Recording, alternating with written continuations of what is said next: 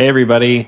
Thank you for joining today for our special webinar. We've got a featured guest today that I wanted to introduce to you as we talk about supply chain risk management.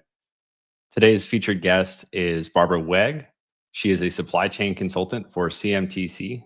CMTC is California's MEP Center and a proud partner of Sustainment. Barb brings 30 plus years of manufacturing experience specializing in global sourcing and procurement strategies and is a certified supply chain professional. All right, Barb, we're bringing you into the stage. And it looks like you're on mute. There we go. It's great to have you here. Thank you for the introduction, Spencer, and thank you for including CMTC in the conversation today. Great to be with you all. So just a little bit about CMTC and the services we provide. CMTC is a private nonprofit organization. We provide technical assistance, workforce development, and consulting services to small and medium-sized manufacturers throughout the state of California. CMTC operates under a cooperative agreement for the state of California with the Manufacturing Extension Partnership Program, or MEP. That's at the National Institute of Standards or Technology, or NIST, within the Department of Commerce. So there's an MEP center in every state, including Puerto Rico, and each of us offers a variety of consulting services to help businesses within our respective states. CMTC can assist companies with challenges related to supply chain, lean manufacturing, quality systems, HR, cybersecurity, and so much more. So if you haven't already, I would encourage you to reach out to the MEP Center in your state to see how they might assist your organization. A big thank you to the entire Sustainment team, who has been a valued and crucial resource and partner since launching our California Sourcing and Procurement platform last year. So with that being said, let's jump into our topic today, which is risk management strategy and planning. So here you can see a simple overview of how to start, and then towards the end of this session, we'll show in more detail examples of possible risks, as well as an easy way to manage that list into a risk management plan that will have actionable steps. So the first step is going to be to brainstorm all the potential risks you can think of along with their impact and likelihood. Then you're going to determine the time horizon and scope of the risk, prioritizing near-term risks first. A key part of this process is going to be understanding the amount of risk an organization's owners, managers, or stakeholders are willing to take to achieve their goals. And this is definitely going to vary company to company. And finally, we're going to pull all this together into a risk management plan that should be reviewed quarterly at least. And in a few minutes, I will show you a worksheet that can be used to pull together this plan that will use quantitative scoring to highlight the biggest needs.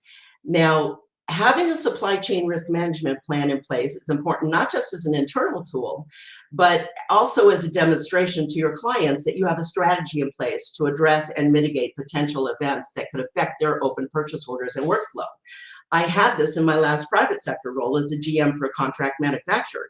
This is where we were able to stay open during the pandemic as an essential business, and our two largest global clients wanted monthly updates regarding any activities that we were seeing in our sector that could affect their orders.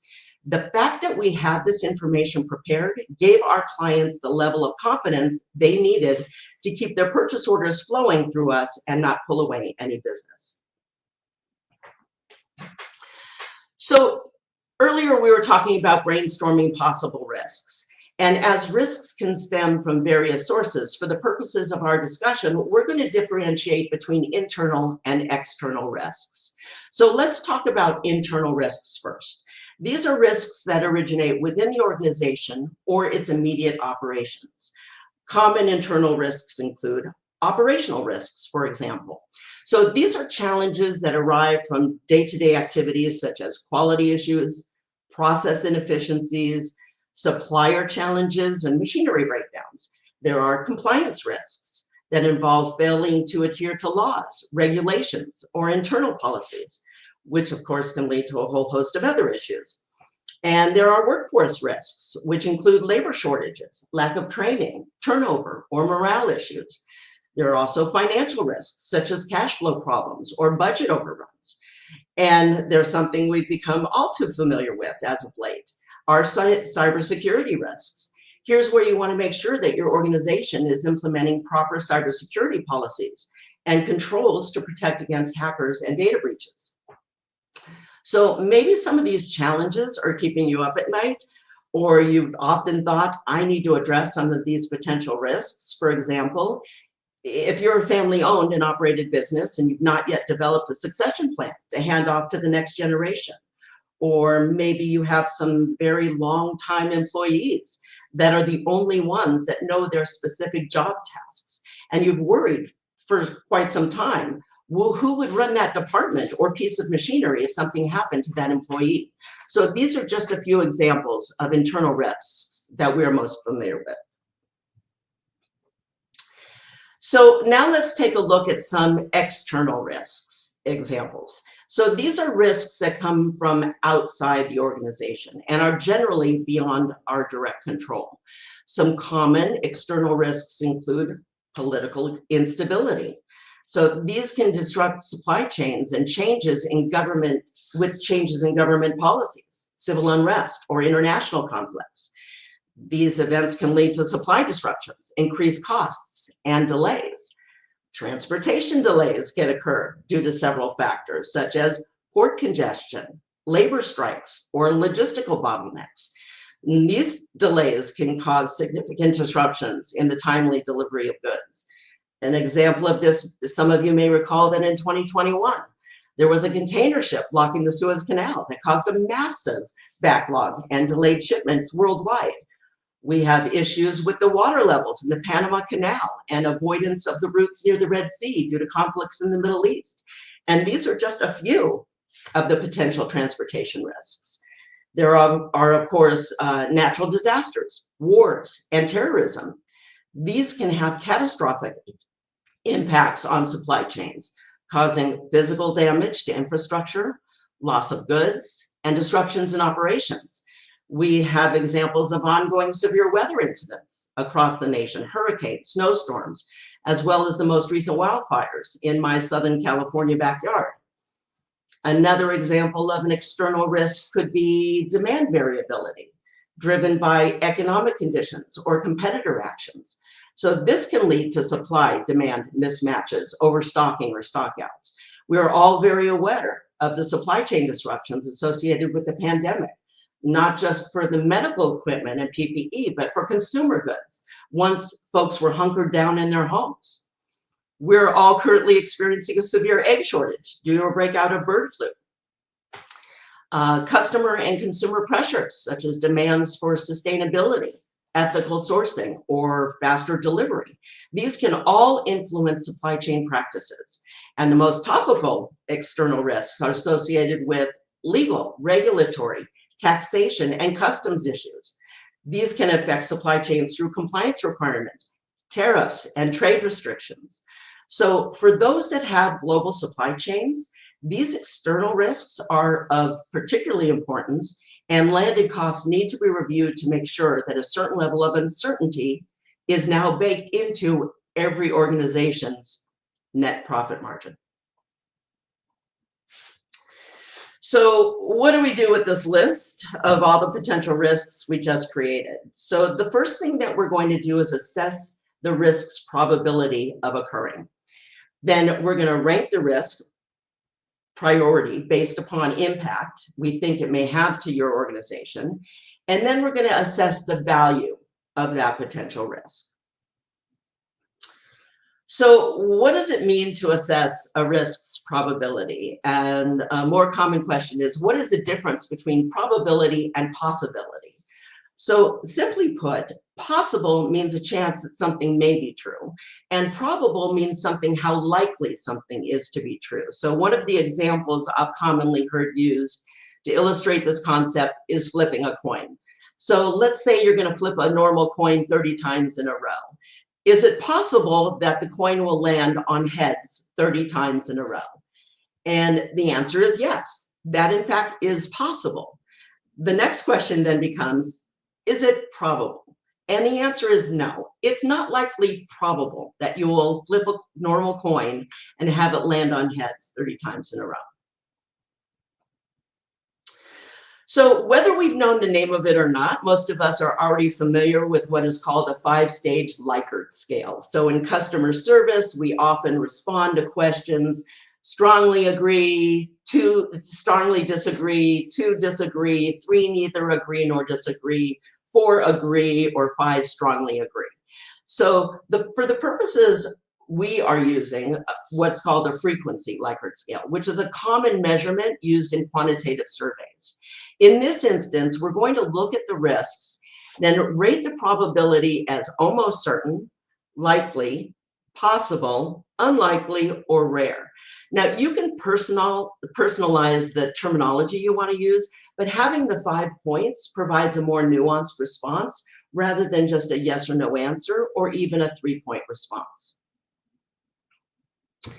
So now we're going to rate the impact of the risk. Here we're going to use our 5-point scale again, and in this instance, we're going to use the terms extreme, major, moderate, minor, or insignificant. Again, you can use whatever terminology best expresses your firm's culture.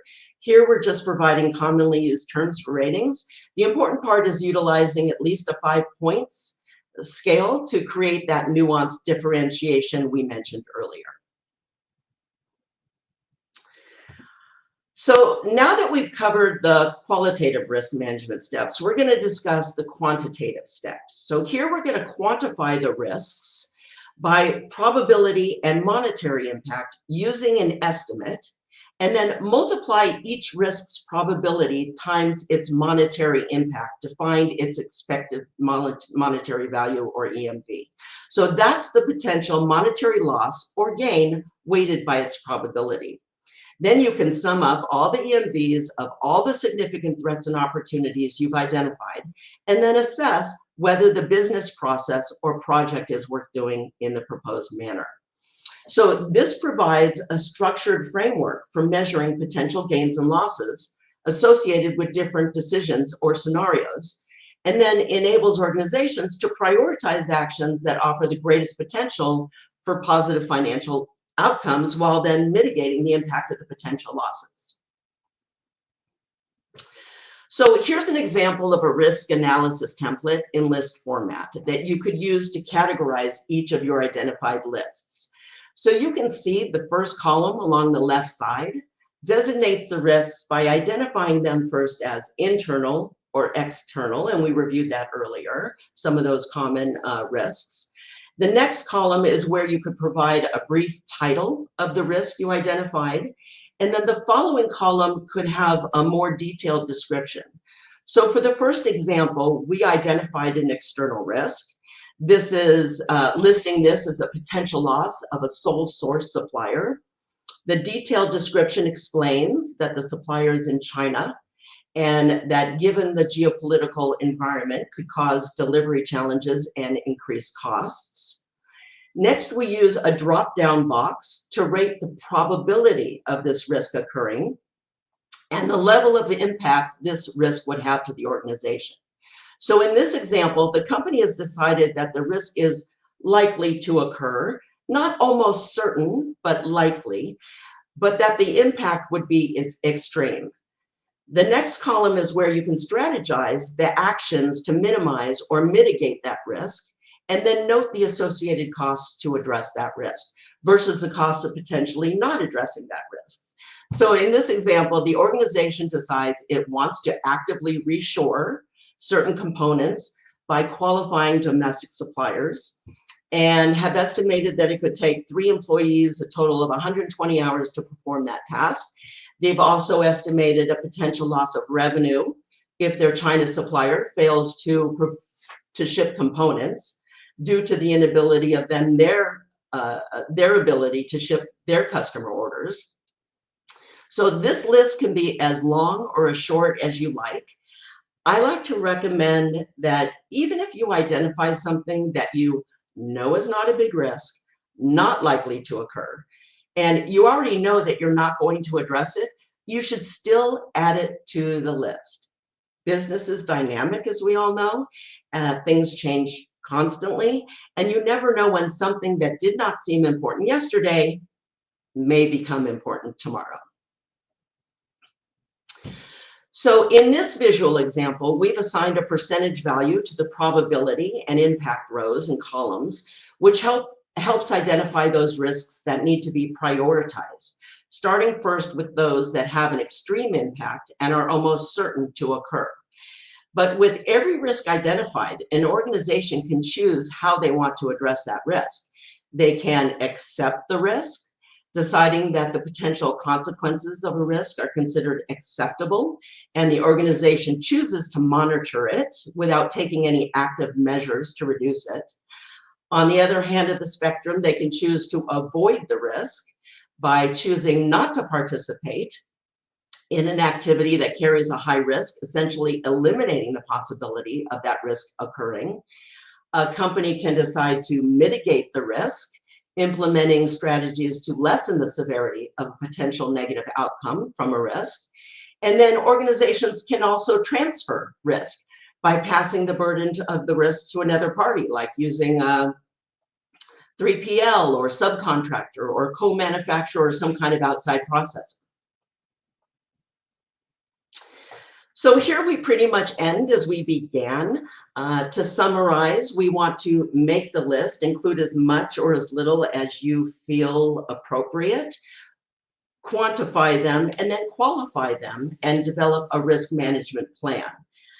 So that is pretty much all I have for today, and I'm happy to answer any questions you may have.